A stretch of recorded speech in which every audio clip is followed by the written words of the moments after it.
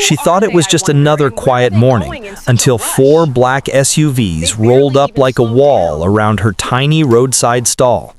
Clara froze, the smell of frying dough still on her hands, as the doors opened and men stepped out with a purpose that made her pulse throb in her ears. Behind her, the little homeless boy she'd been feeding every day, barefoot, trembling, always too hungry for his age, slowly hid behind her apron. And in that moment, she realized this wasn't about food or kindness or a child trying to survive another day. These men weren't here by accident. They were here for him, for a boy she believed had no one, a boy who now looked at her as if she was the only shield he had left in the world. Who was he? What had she been protecting without even knowing it?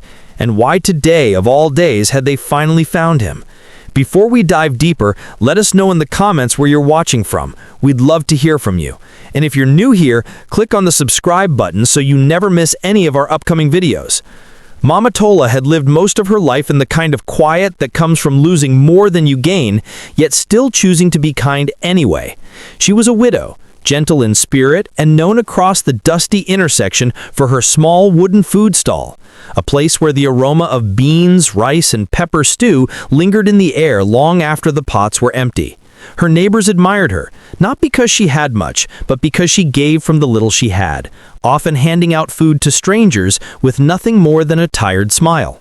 She lived alone in a cramped rented room just behind the market, a room so small she had to bend slightly to avoid hitting her head on the ceiling board.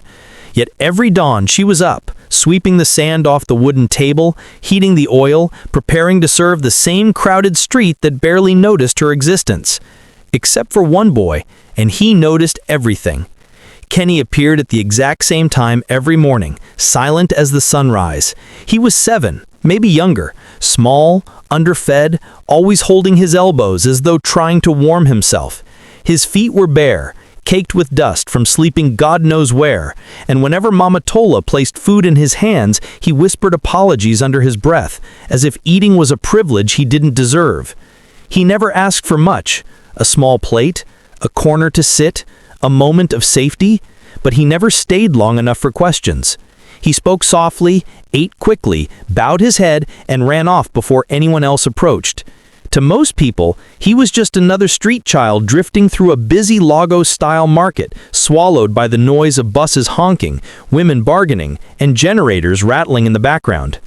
But to Mama Tola, he was a reminder of the son she once hoped to raise, before life took that dream from her. What kept bothering her, however, was how much she herself was struggling. Some days, she barely made enough money to buy her own dinner. Some evenings, she went to bed with only water in her stomach. Still, every morning, she set aside a small portion for Kenny, even when it meant she would have less. People asked her why she bothered. She would simply say, "If God brings a hungry child to your door, you don't push him away." But deep down, she knew there was something different about this boy, something hidden behind those fearful eyes, something that made her heart ache in a way she couldn't ignore. And recently, she had noticed something else, something that made her uneasy. Every time she handed Kenny food, he would glance over his shoulder. Not once, not casually, but constantly. His eyes darted to the left, then the right, scanning faces passing by, watching shadows, watching movements, watching for someone who wasn't supposed to see him. When she asked gently, "Kenny, are you okay? Is someone after you?" he would shake his head in a quick, nervous motion, avoiding her gaze. But his trembling hands told a different story. His stiff posture, his startled reaction to loud sounds, his reluctance to stay in one place too long. Kenny wasn't just hungry, he was hiding. The longer she watched him, the more she sensed that this child wasn't running from poverty alone. It felt like he was running from something, or someone much darker. Someone he feared would find him, and someone he prayed never would. The first day Kenny failed to appear, Mama Tola tried to convince herself he was simply running late. She served her customers as usual, scooping beans, handing out change, and nodding politely at familiar faces, but her eyes kept drifting toward the corner where he normally stood, small, quiet, waiting patiently with his hands folded. As the minutes stretched into an hour, a strange heaviness settled in her chest. She didn't know his family name, didn't know where he slept, barely knew anything about him at all. Yet the empty space he left behind felt wrong, unsettling, almost frightening. She found herself scanning every child who passed, listening for his tiny footsteps, hoping to hear that soft voice whisper, "Good morning, Mama." But the morning ended, the sun rose high, and Kenny never came. And by midday, a quiet question had begun pressing against her thoughts. What if something happened to him? What if the child she fed every day didn't disappear by choice? The next morning, when she had nearly convinced herself to stop worrying, Kenny appeared. Only this time he didn't walk. He staggered. He looked smaller than ever, covered in dust, with scratches on his arms and a bruise blooming beneath his eye. His breathing was shallow, his shoulders trembling, and when he saw her, he didn't greet her like he normally did. Instead, he collapsed against the wooden counter, clutching her apron with both hands. "Please, don't let them find me," he whispered, the fear in his voice deeper than any child should ever carry. She knelt beside him and tried to ask who they were, but he shook his head violently, refusing to speak further. Her heart pounded as she lifted his chin and saw dirt stuck to his cheeks, dried tears, and exhaustion so deep it seemed carved into his bones. She fetched water, washed his face gently, and fed him spoonful by spoonful, listening to his broken breaths and wondering where he had slept, who had hurt him, and what danger could possibly leave a child looking so hunted. As the week went on, people in the market began murmuring about Kenny, their whispers carried by the dusty wind that threaded through the stalls. "That boy isn't ordinary," one woman said while buying bread. Another leaned closer and added, "Have you heard how he speaks? That's not how street children talk." Someone else insisted they had seen men asking about a child who matched his description, men who didn't look like charity workers or social officers. Mama Tola tried to dismiss the talk, telling herself rumors were a common pastime in a crowded market. But deep inside, she could not deny what she had noticed herself. Kenny's words were too measured, his accent too clean, his manner too refined for a child raised on the streets. And then there was the necklace, small, worn silver, always tucked beneath his shirt. One morning when she helped him wash his hands, it slipped out, revealing engraved initials, K.O. Kenny quickly hid it again, but not before she saw the fear in his eyes, the kind of fear that told her those initials were more than just letters. They were a secret, one he was desperate to protect. It took days before Kenny trusted her enough to speak more than a few frightened sentences, and even then his words came slowly, like pieces of a puzzle he wasn't sure he was allowed to share. One quiet afternoon, while the market noise softened and the sun cast long shadows across the dusty intersection, Kenny sat beside Mama Tola with a plate of warm jollof in his hands. He stared at the ground for a long time before whispering, "I didn't always live like this." She looked at him gently, waiting. He swallowed hard and added, "There used to be a big house, with lights everywhere, and my own room." His voice trembled, as if the memory itself hurt him. When she softly asked where his mother was now, he hesitated, twisting his fingers together. He murmured, "She disappeared. A man came, then everything changed." That was all he said.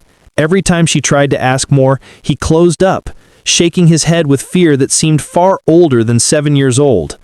Whatever happened in that house was something he carried silently, like a shadow he couldn't escape. From that day on, Mama Tola couldn't bring herself to treat him like another passing child. She began packing lunch for him, small portions wrapped carefully in foil, telling him, "Take this with you, so you don't stay hungry." She set aside leftover rice at closing time, slipping it into a plastic container and pressing it into his hands. But Kenny never let her walk him home, no matter how dark the sky was or how cold the air became. He always insisted he was fine, that he could manage.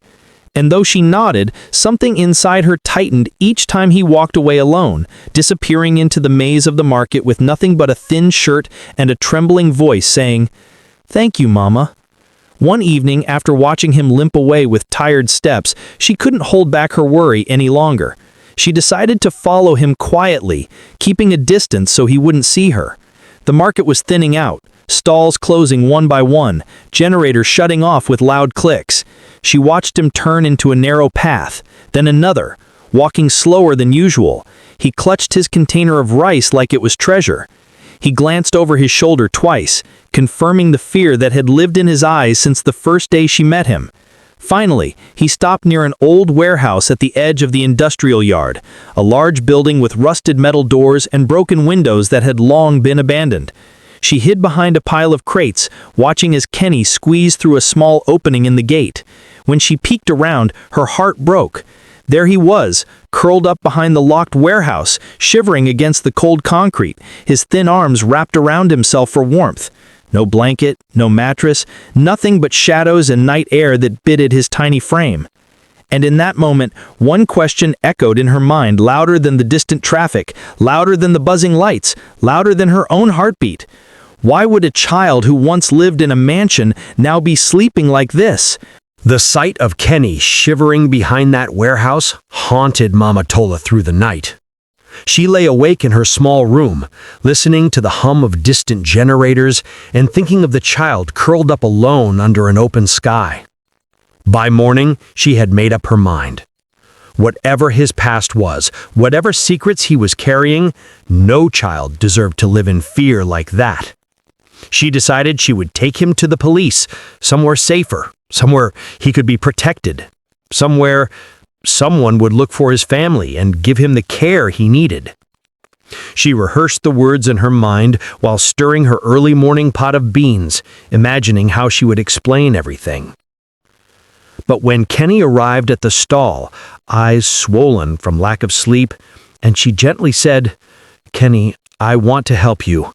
We should go to the police." He froze. His entire body stiffened, and the spoon in his hand clattered against the wooden cable. "No, no, please," he whispered, panic rising in his voice. "If the police find me, they'll take me back to him." The fear in his tone stopped her.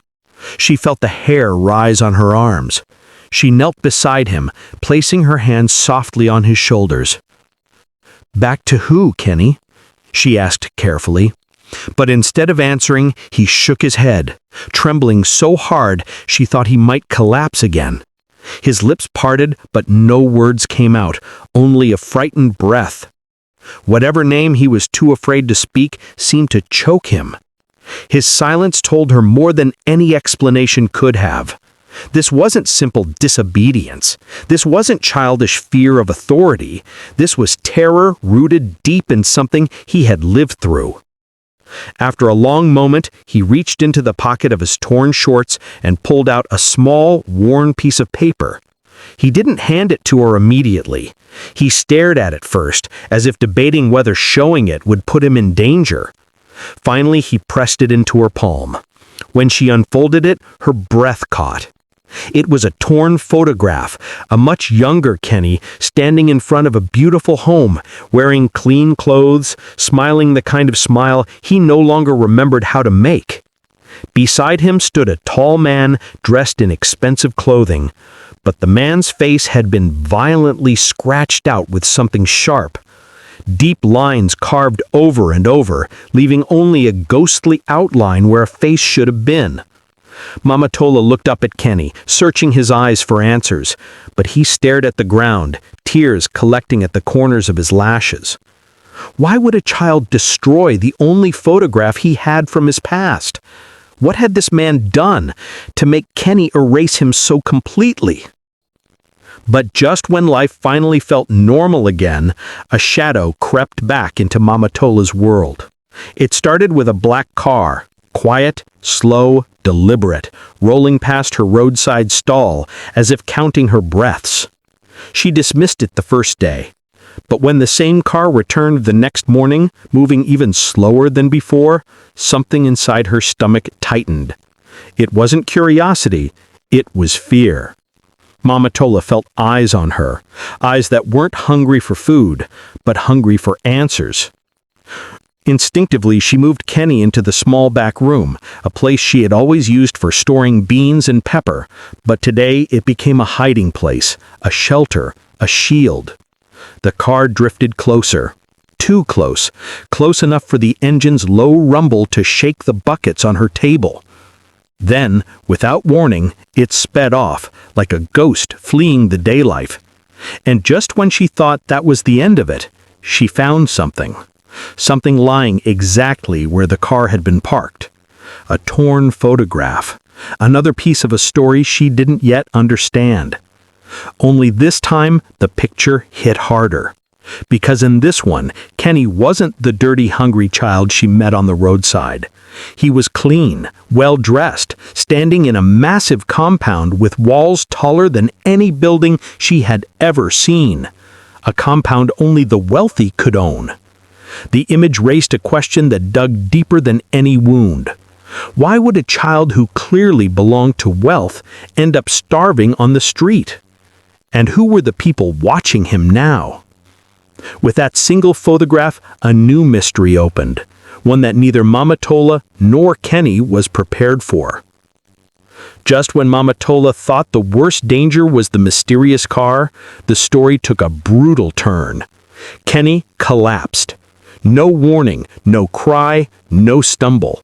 One moment he was helping her arrange plates, the next his small body crumpled to the floor, burning with a fever that felt like fire was trapped beneath his skin. Panic tore through her. His breaths were shallow, his lips pale, his hands trembling. Without wasting a second, Mama Tola lifted him, this child who had become more than a stranger, more than a responsibility, and rushed him to the nearest clinic, praying the entire way. Inside, the atmosphere shifted. Nurses hurried, thermometers beeped, the doctor's face tightened. High fever, severe dehydration, critical. Questions followed like bullets. Was she his mother? Where were his guardians? Why was no one responsible for him? And then came the words every poor woman fears. They needed to call social services. A system that could take him away. A system that didn't understand love built without blood. A system that didn't know Mama Tola had found a child and a purpose. In that tense, sterile room filled with the smell of disinfectant and fear, Kenny's tiny hand reached for hers, full of desperation, full of terror. He held on as if letting go meant losing everything. And in that grip was a plea no one else in the room could hear. A secret fear, a hidden danger, a name he didn't want spoken, a person he didn't want found. And Mama Tola realized whatever was chasing this boy, whatever he was running from, was far bigger than she ever imagined. The weight of the situation finally crashed onto Mama Tola's shoulders, heavier than anything she had carried in her lifetime. For the first time since Kenny walked into her life, she broke down. Not in front of him, but behind the shop, where no one could see her tears mixing with the dust beneath her feet. She felt trapped in an impossible maze. If she called the authorities, the system might deliver the boy straight into the hands of the very person he feared. But if she kept him, people could accuse her of kidnapping, and that could separate them forever. Every choice felt like danger. Every path felt like a trap. And then, slowly, shakily, Kenny opened a door he had kept locked deep inside. Not the whole truth, but enough to make her heart stop. His mother had vanished without warning. The man in the photo, the man whose face was scratched out, had kept Kenny locked inside a house like a prisoner. Days blurred together. Windows were his only glimpse of the outside world. Until one night, he climbed out of that same window and ran for his life. He had been hiding ever since. And then came the sentence that cut through Mama Tola like a blade. He told me, if I ever told anyone, I would never see my mommy again. The words were soft, but the fear behind them was loud enough to shake the air. This was no ordinary child, no ordinary story, no ordinary danger. And the streets began to talk. Neighbors gathered, rumors multiplied, whispers curled through the community like smoke. Some accused Mama Tola of stealing the boy, claiming she had bewitched him. Others defended her fiercely, saying no thief feeds a child every day while starving herself. But the chaos didn't end there. A woman stood across the road, phone raised, filming the shop, recording every pot, every corner, every reaction on Mama Tola's face. Her voice loud, dramatic, hungry for attention. Within hours, the video was online. And by evening, it had spread across Facebook like wildfire. Bold text flashed under the shaky footage. Woman hiding a stolen child in Lagos. The world was watching now. The lies were growing, and danger, real danger, was closing in from every direction. The sun was dipping low that evening, casting long shadows across Mama Tola's small stall, when a stranger stepped forward. Tall, calm, eyes sharp, trained, searching for something beyond the ordinary. He didn't order food. He didn't greet anyone. He simply placed a phone on the counter and asked, in a voice too steady to ignore, "Madam, I'm looking for a missing boy." On the screen, Kenny's face. Mama Tola's heart stuttered. Her breath caught. Her fingers trembled. Without a word, she stepped back, then slipped inside the small back room where Kenny usually hid. She pulled him deeper out of sight, whispering for him not to make a sound. When she returned, the man was still waiting, still calm, still studying her. Then, quietly, almost gently, he dropped a bombshell that shattered everything she thought she knew. The man in the scratched-out photo, the polished, well-dressed figure standing beside young Kenny, wasn't a stranger. He was Kenny's father, a wealthy businessman, a man with money, influence, and a darkness that ran deeper than the lagoon. The investigator explained, Kenny's father was wanted nationwide for fraud, a man on the run, a man capable of anything. When Kenny's mother tried to leave him, he didn't fight for custody. He didn't negotiate. He didn't let go.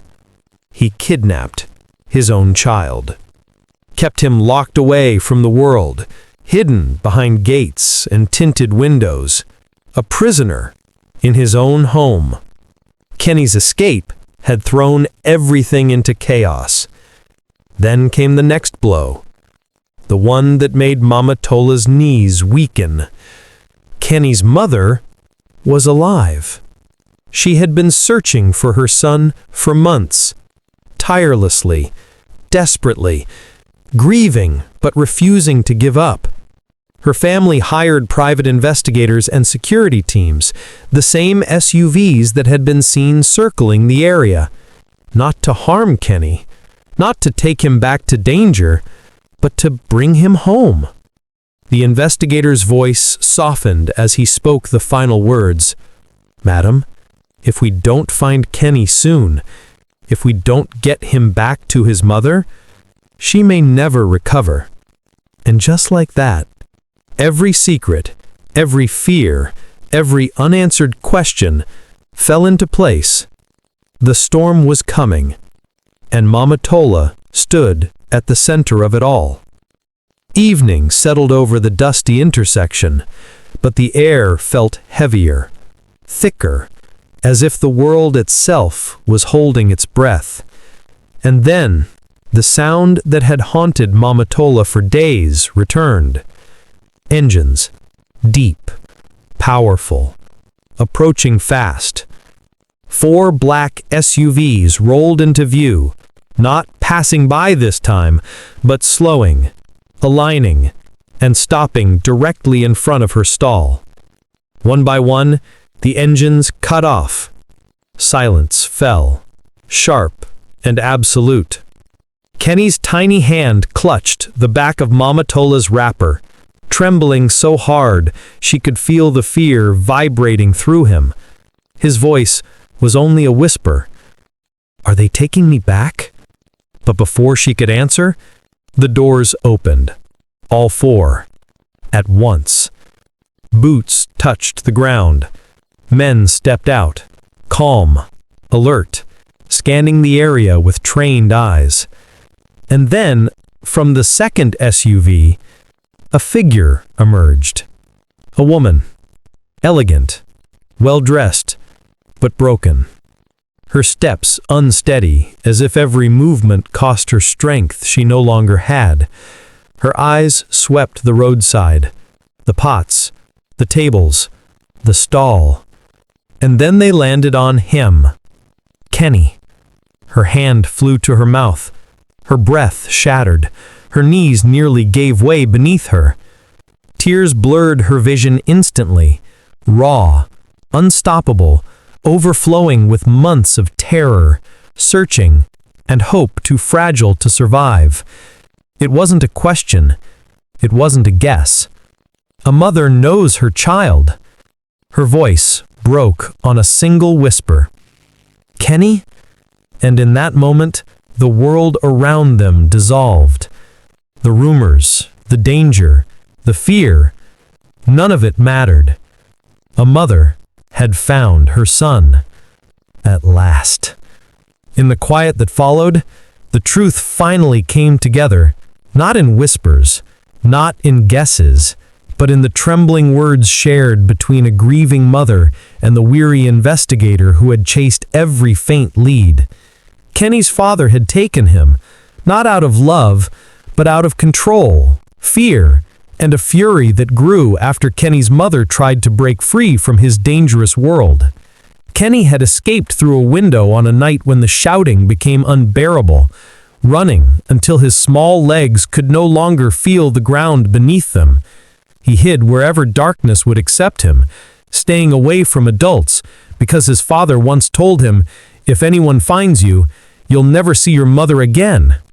Those torn photos Mama Tola discovered were pieces he kept from the life he lost, clinging to the only proof that he once belonged somewhere safe. And now, standing trembling in front of his mother, he finally understood he was no longer alone. He burst into tears, gripping her clothes with both hands. "I thought you left me," he cried. She held his face gently, her own tears falling onto his forehead. "I have searched every day for you, my baby. Every single day." Word of the truth spread through the community, washing away every accusation that had stained Mama Tola's name. The mother and her family thanked her publicly, deep, heartfelt gratitude that moved everyone watching. They paid her rent for an entire year. They helped rebuild her food stall, replacing the shaky wooden boards with strong, polished ones. And they offered her a permanent partnership to grow her small business into something bigger than she ever dreamed possible. And as the day ended and the dust settled back down onto the familiar road where it all began, Mama Tola whispered something she would repeat for the rest of her life. Words born from months of fear, struggle, and quiet courage. Sometimes the greatest miracles come from the smallest acts of kindness. As the sun faded and the world around that little roadside stall returned to its everyday rhythm, one question lingered, one that reaches far beyond this story. What do you think about Mama Tola's courage?